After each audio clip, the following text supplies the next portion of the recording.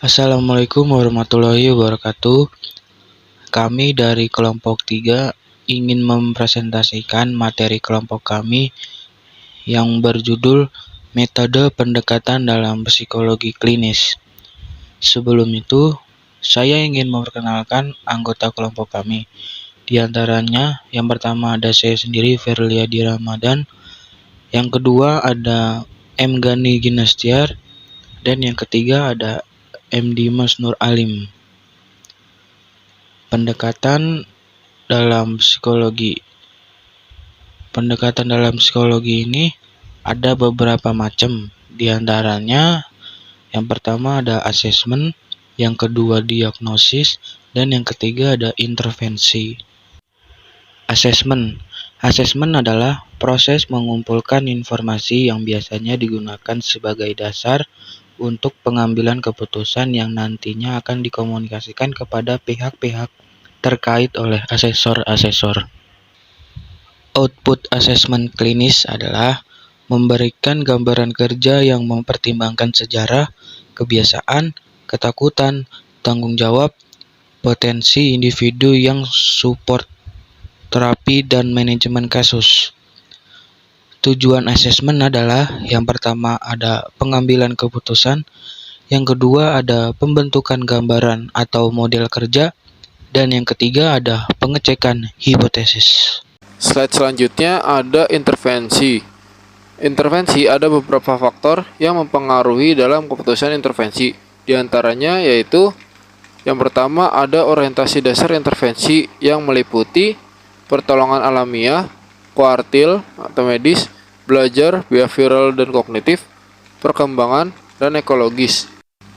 Lalu yang kedua ada nilai penting dari penanganan pilihan. Yang ketiga ada efek samping yang mungkin timbul. Lalu keempat diagnosis atau tantangan klasifikasi. Slide selanjutnya, diagnosis dimaknai sebagai upaya menemukan dan atau mengklasifikasi sakit atau gangguan ataupun abnormalitas. Istilah diagnosis pada awalnya digunakan pada dunia kedokteran. Namun, demikian dalam perkembangannya, dunia memberi layanan psikologis seperti layanan konseling juga menggunakan istilah ini. Meskipun diagnosis dalam bidang kedokteran berbeda dengan diagnosis dalam konseling.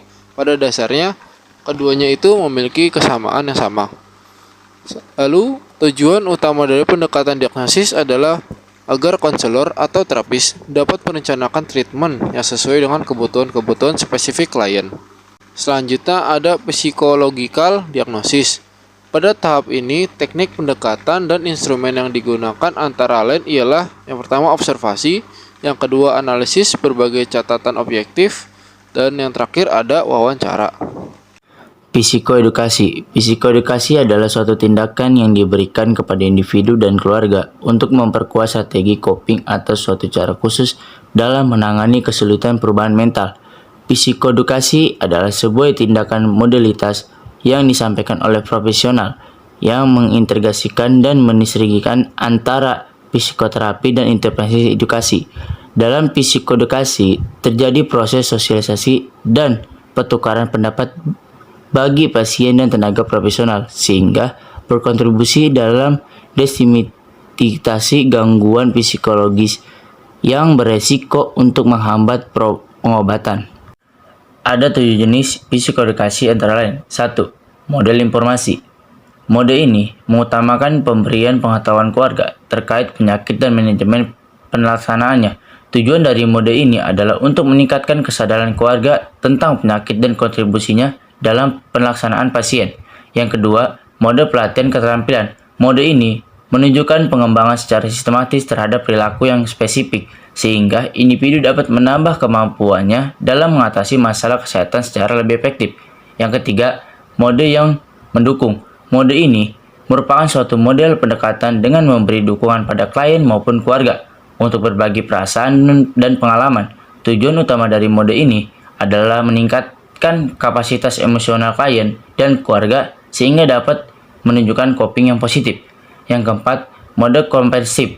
Mode ini dapat dikatakan sebagai kombinasi informasi, skill, training, dan support system model.